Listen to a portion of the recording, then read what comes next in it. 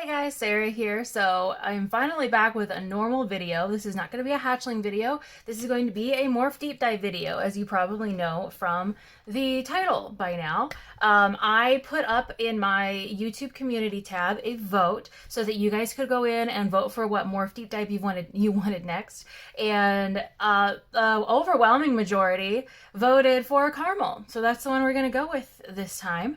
I'm sorry that I haven't been posting this type of video in the last few weeks. Instead, I've been posting like hatchling videos. The reason for that is because I have been planning my wedding, and it is in less than 2 months now. The wedding is actually the beginning of September, and then we'll be back from our honeymoon like mid-September. So pretty much from between now and like mid to the end of September, I'm going to be incredibly busy, and a lot of the videos that you're going to see are either pre-recorded videos or things that are easier to upload, stuff like that, which brings me to my next point before we move on to the actual meat and potatoes of this video.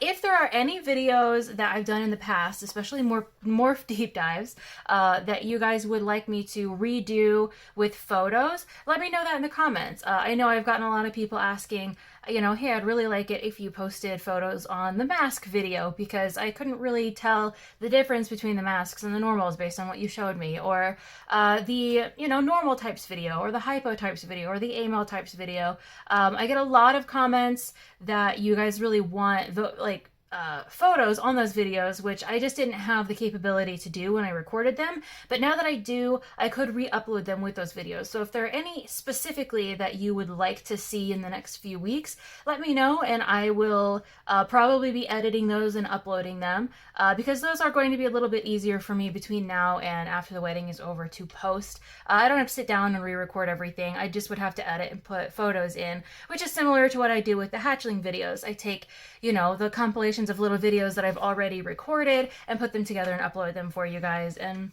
I want to keep giving you guys corn snake content that you're going to enjoy and maybe be educated by, and I just want to do the best that I can with the time that I have, and it is just difficult when you're planning a wedding and it's only like 6 weeks away to be putting out all that stuff for you guys. So if there is anything in particular that you'd like to see, just let me know in the comments.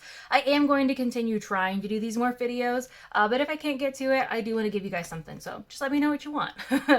All right, I'm gonna go ahead and move on to actually talking about the caramel gene mutation.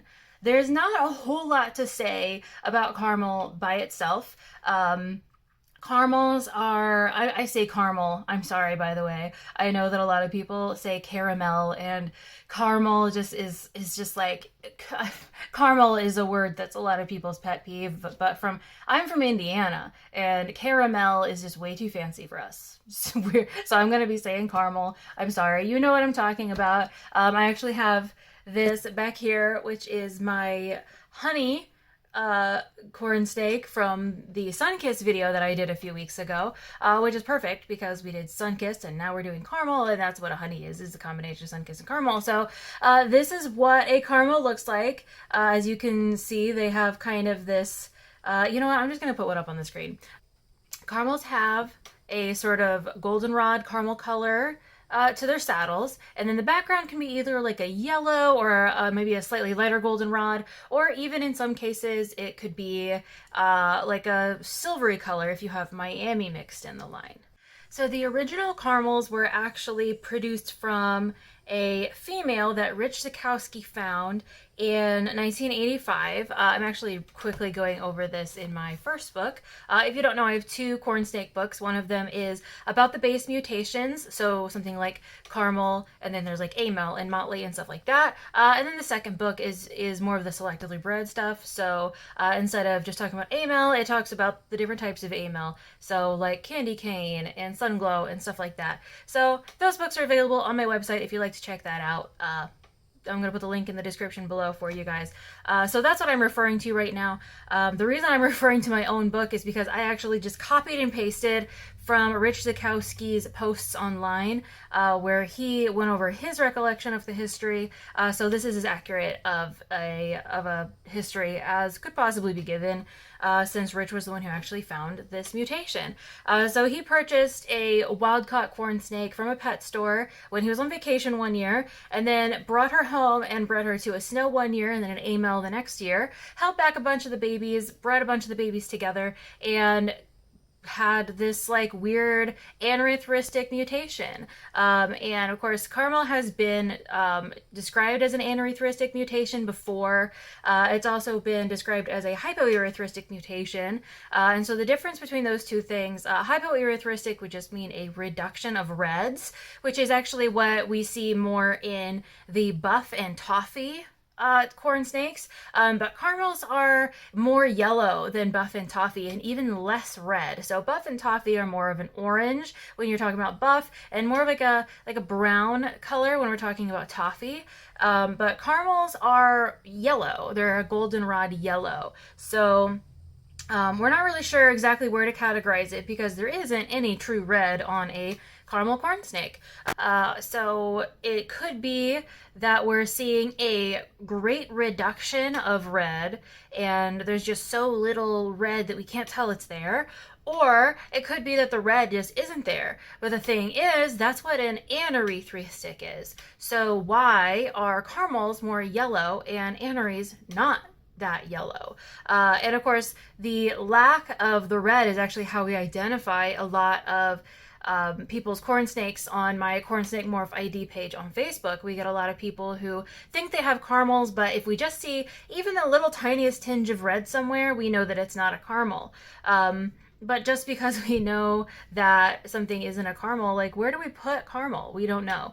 Right now, I mean, we're going to be putting it in the same category as golden, and I'll get into the whole golden caramel debacle in a few minutes. But caramels, as far as what I would personally label it, I mean, since caramels don't have any red, they are technically an anerythristic type. But I would also like to say that they're probably a hyperxanthic type, and hyper is the opposite of hypo. So hypo is a reduction of something, and hyper is more of an addition of something.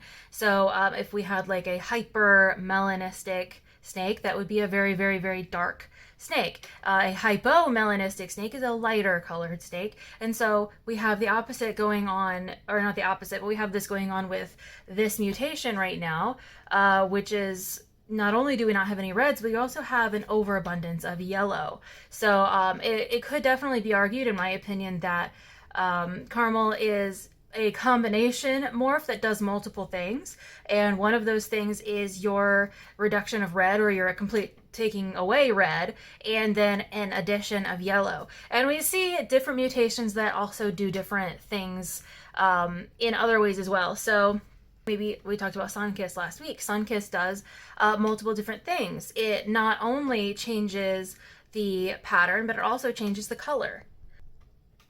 We see a lot of different corn snake mutations that change both pattern and color, or they'll change the color in multiple different ways. And I think that that's what we are seeing here with caramel. That's the only thing that I really want to go over when it comes to like what caramel looks like and kind of what the history is. Caramel has actually been around since 1991, which is the year that I was born. Caramel's been around for 30 years, guys. It's actually been around a little bit longer than that, but it was identified as a definite gene mutation separate from the other anerythristic types in 1991. So it has been official. Caramel is 30 years old as of this year, guys. Woo! Happy birthday, Caramel, I guess. So I want to talk about something that is kind of, I don't want to say controversial, but maybe a little bit. I'm going to talk about het markers because I do believe that there are some het markers that might exist. I'm not going to say for sure that they do, and I can go over an entire video on het markers if that's something that you guys want. It's going to take a little while to compile all this stuff for it, but I could do it. But a lot of people think that an overall yellow tone to the snake is a het marker for caramel. But I don't believe that that's true. I know that that is the belief of a lot of people, and a lot of people will go to their graves with that. But I've actually been working with a pair of het caramels from Joe Pierce. And Joe Pierce was actually the one who originally came up with no, I don't want to say came up with, but he was the one who sort of found this yellow jacket mutation. And no one has taken yellow jacket seriously. It's interesting to me that we're taking toffee seriously, we're taking buff seriously, but we're not taking yellow jacket seriously. And I'm not going to make this whole video about yellow jacket. I think that I did a video on the difference between normal and like buff toffee and yellow jacket in a different video, so I'm not going to go in detail about it here. But Joe Pierce has been working with Yellow Jacket, or actually trying to prevent himself from having to work with Yellow Jacket for years now, pretty much ever since, at least since I got into corn snakes, at least for the last 10 or so years.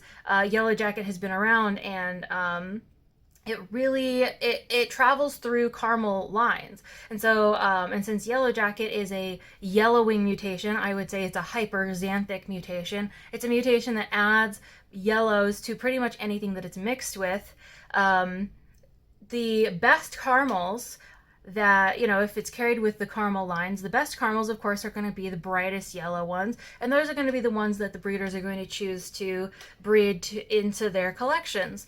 And so it would be easy for people to say, oh, well, that means it's het caramel. If you have these these yellow tones, that must mean that it's het caramel. But I don't think that's the case. I think that people have just been breeding the best looking caramels, and then this yellow jacket gene mutation is being passed on to the offspring. And since those offspring, by happenstance, are het caramel as well, people always thought that this yellow tone must automatically mean that they are het caramel, but I don't believe that's true. I've had babies that had, not just babies, adults that had these yellow tones and were definitely not het caramel. And then I've had snakes that were very, very red that were het caramel. So as far as the het marker for caramel, I don't believe that that really exists. I think that we're actually seeing the yellow jacket or yellow coat, I think whatever, yellow factor mutation instead. I think the yellow jacket is actually the most common term for it at this point, because I mean, you know, we have red factor and red coat.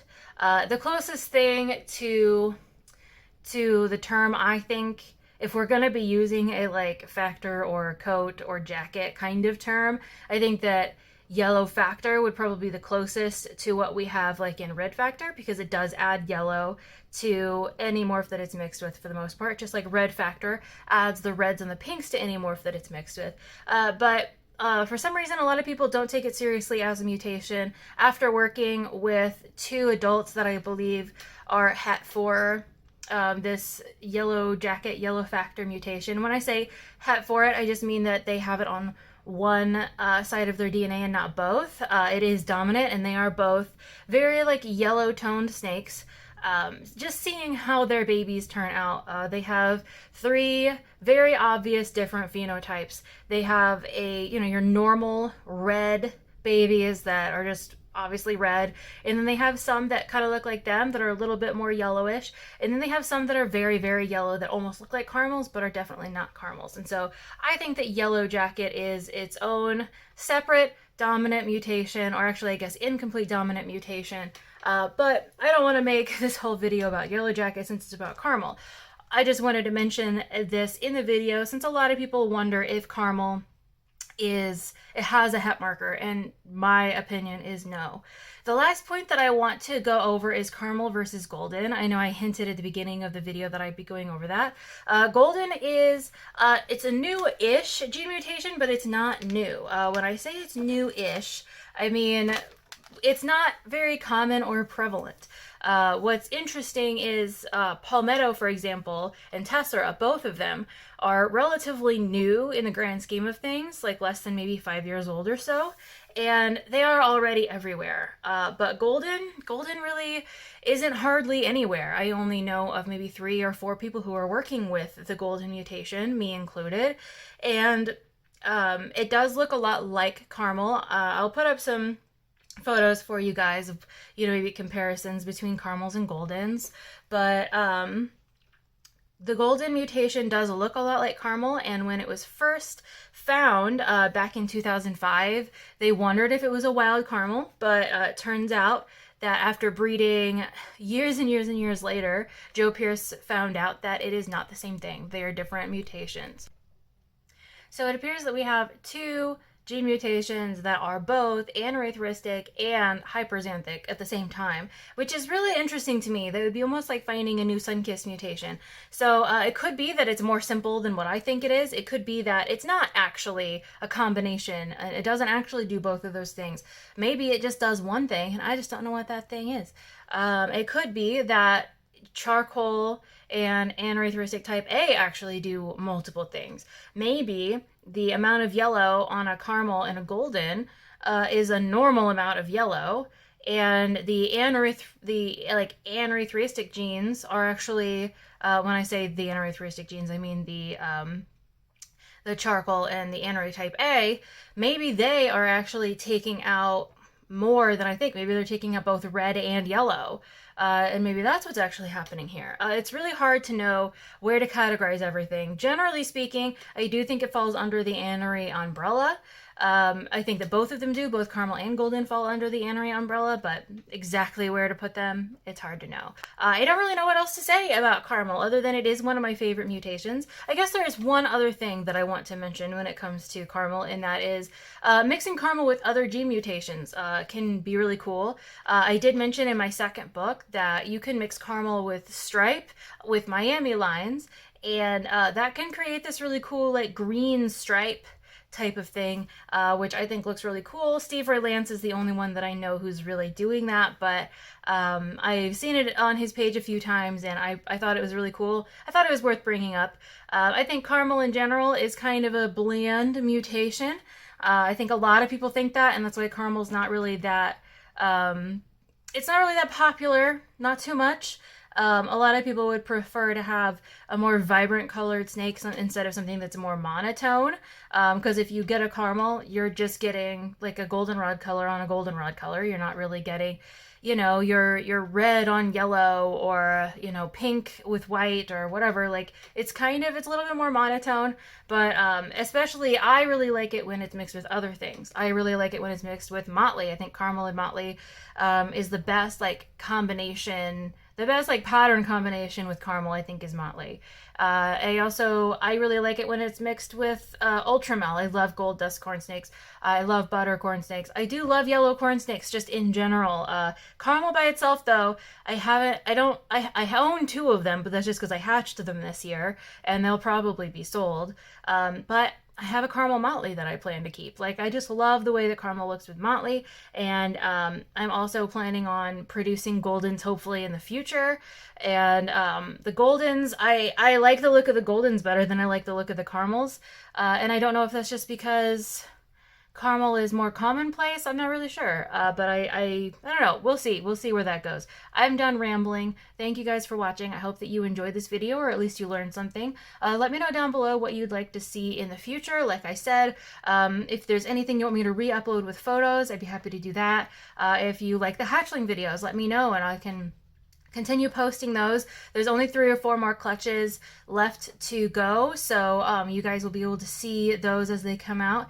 And remember, if you would like to see hatchling videos when they first come out, follow me on TikTok, because all of those videos that are posted on YouTube actually originally were TikTok videos. So if you've been watching those, you probably know that by now. Just re-mentioning it for those who may not know. I also have Facebook. You can follow me there. You can follow me on Instagram. I'll post all those links in the description down below if you want to do that. I also have a website where I'm selling my books. I'm selling snakes right now, so check that out as well. Thank you guys for watching. I hope you enjoyed it. I'll see you in the next one.